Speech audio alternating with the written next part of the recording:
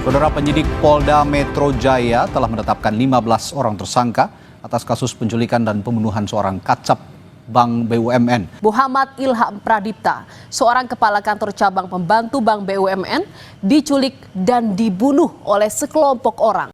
Pertama yang saya mau sampaikan untuk permohonan maaf kami kepada keluarga korban.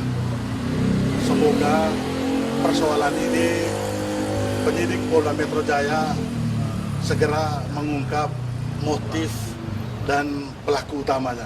Ada penjahat mau bunuh kamu, kamu wajib perang nggak? Wajib. Penjahatnya meskipun muslim apa harus kafir? Meskipun muslim.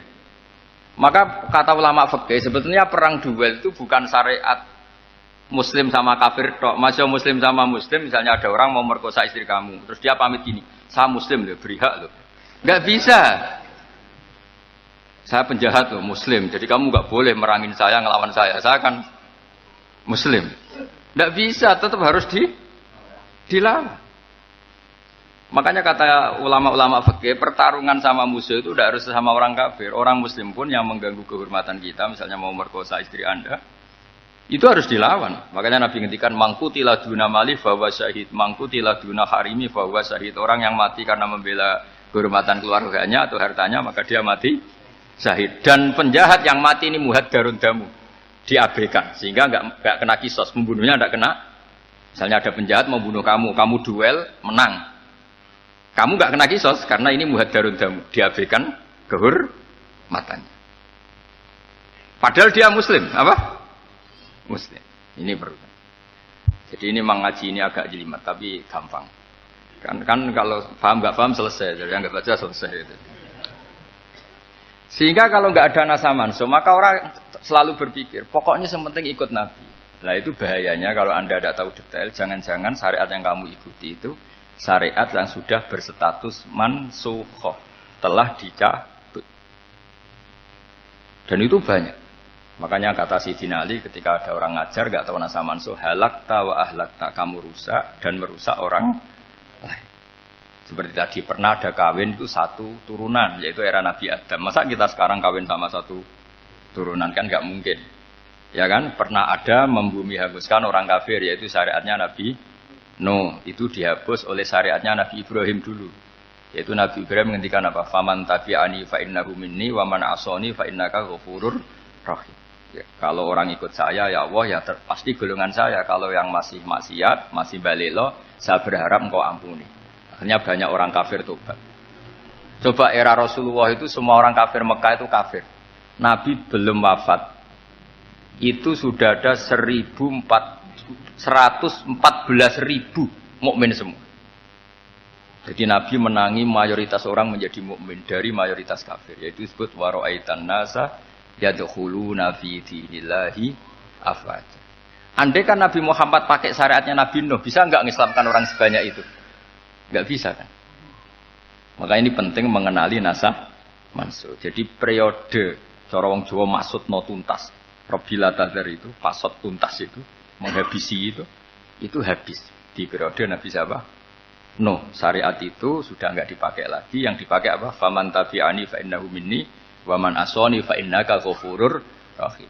Lah Nabi Muhammad ini nabi yang kena khitab anit tabi' millata Ibrahim hanifah.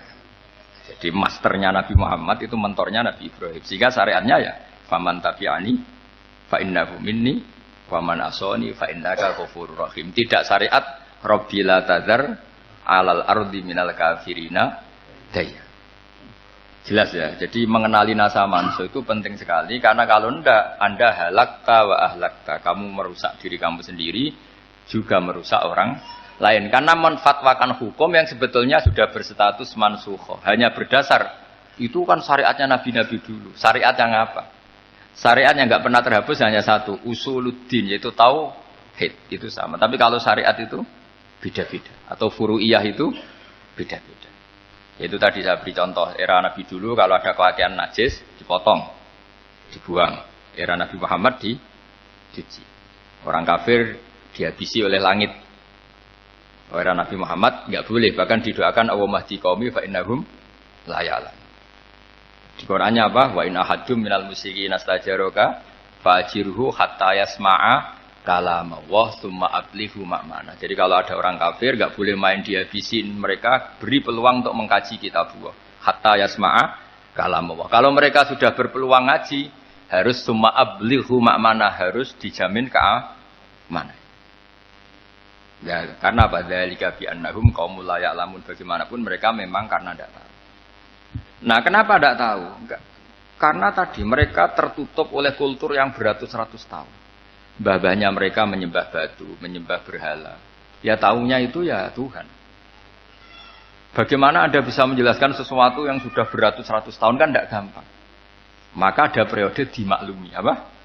Kalau era sampean kan, mosok waktu disembah saking gobloknya orang. Kamu lahir kan sudah nyembah Allah, tidak nyembah batu. Bayangkan kalau kamu jadi mereka. Wong perut kamu saja disuruh makan pizza sakit kok. Karena saking lamanya makan sambal kan gitu. Kamu bilang perempuan Indonesia saja cantik kok. Saking lamanya jadi orang Indonesia. Padahal orang Indonesia tanyakan orang Eropa, cantiknya di mana? Kamu lahir di Afrika, bilang orang Afrika itu cantik. Tanyakan orang Eropa, cantiknya di mana? Hitam gitu kok. Jadi orang itu pasti terkooptasi oleh sekelilingnya. Orang Afrika akan bilang, wanita Afrika itu cantik. Coba tanyakan orang Eropa, cantik apa enggak? Belas. Orang Eropa yang kulitnya gitu, kata orang Eropa indah, kata sampean.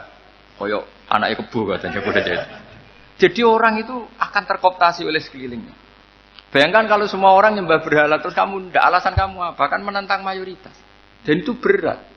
Maka dimaklumi oleh Allah. Dzalika bi annahum qaumul la ya'lamun. Dia menah panyeroh. Nah, pemakluman ini yang mulai sekarang terkikis. Orang main pukul saja enggak mau ngaji. Enggak mau ngaji Quran secara kafah. Jadi fatwanya Islam kafah tapi ngajinya Quran enggak kafah. Ngambil 1-2 potongan ayat dipakai dalil. Jadi Islamnya inginnya kafah tapi ngajinya Quran enggak. Kalau kafah ya hafal 30 juz itu. Kalau mau ya, kalau mau kafah ya hafal berapa? 30. Makanya saya sering bilang, saya sering dinasihati orang. Karena belum tahu saya ini hafal Quran. Bapak harusnya Islam itu kafah. Kata saya ya dimulai dari konsep Islam itu kafah dulu. Apa ya hafal Quran secara kafah.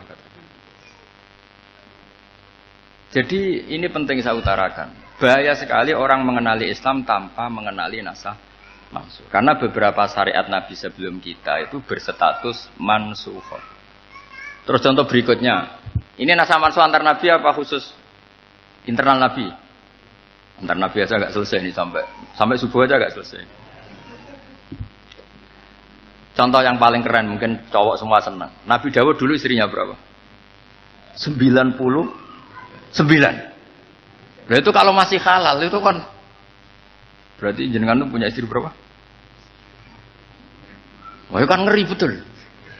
Punya satu aja repotnya gitu, apalagi berapa? Punya 99. Terus kamu bilang gini, ini kan syariatnya Nabi Dawud, Nabi kan bisa diikuti.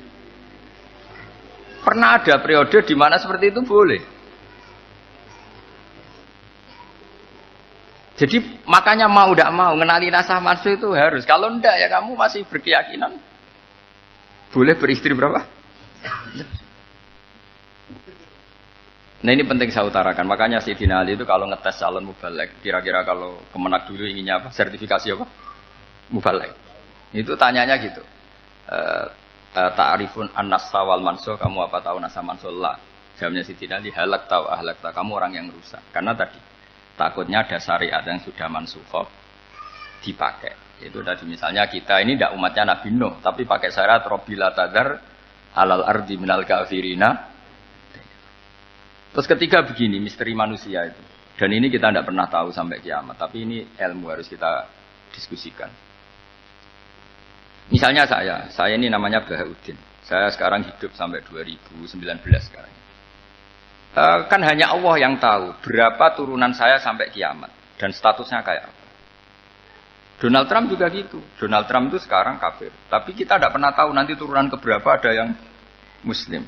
Lah turunan yang calon Muslim ini diletakkan di mana kita tidak tahu. Yang jelas kalau kamu bunuh itu katut itu. Artinya gini, logika membiarkan orang kafir itu ya ada logikanya. Nah, logika membunuh karena mereka mau membunuh kita ya ada logika fikihnya karena kalau kita ada membunuh dibunuh. Makanya semuanya hukum ini terus bergantung al hukmu yaduru ma'ilatihi wujudan wa adam. di sini terus dipertemukan. Makanya semua nabi itu kalau yang namanya membunuh pasti pas perang saja, karena ini kondisi yang memang pilihannya hanya dua, kalau nggak dibunuh ya membunuh. Ada duel lah. Maka ini butuh kajian fikih dan orang nggak boleh subjektif dalam hal ini.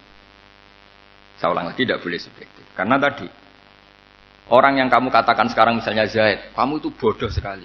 Kenapa bodoh? Nggak hafal Quran, nggak pernah kuliah, nggak pernah ngaji. Ternyata Zaid ini bersemayam calon anak yang alim alama hafal Quran, namanya Umar, tapi masih jadi sperma. Suatu saat Zaid itu punya anak alim alama, kan banyak orang tidak bisa baca Quran punya anak hafid, banyak nggak di Indonesia?